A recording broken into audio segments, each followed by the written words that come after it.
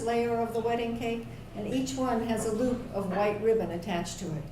And all the unmarried girls gather around the cake and pull one before it's cut.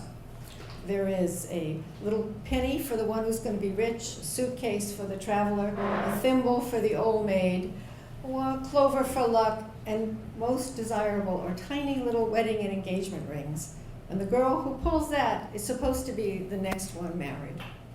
Now in my aunt's things, tucked away in a wooden box, was a purple velvet ring box, a real ring box with a lot of age on it and a brass clasp.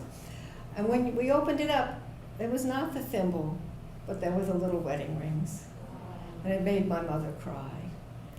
Now my mother thinks there was an understanding between my great aunt and a young man who was killed during the First World War.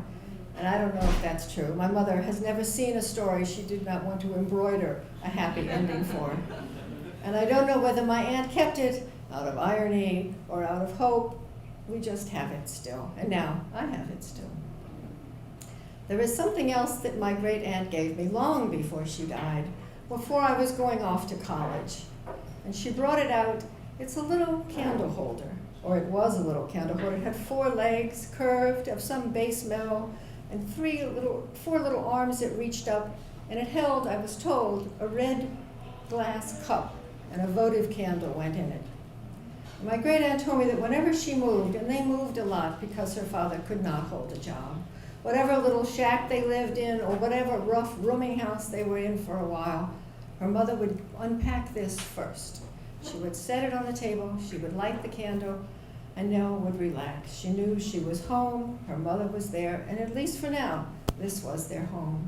And if they happened to live in a house, my great-grandmother would plant beans and tomatoes, and Nell would say, "Why? We're never going to be here long enough to harvest these things." Her mother would say, "It's for the next person. It's to give them a little start on their garden." Now when my aunt gave this to me, the glass cup that came with it had long been disappeared, and she was trying to force a little Corningware custard cup into it with no success. And the legs would not stand firm, and she was trying to bend and force this in, and she was getting so frustrated that this thing that meant so much to her was making such a poor showing. She wanted me to have it, to take it with me, maybe even to start this tradition that I would always have a home somewhere, wherever this was. And I was afraid she was going to break it. So I quickly took it. I said, "I'll polish it at home. I'll fix it. It'll be fine."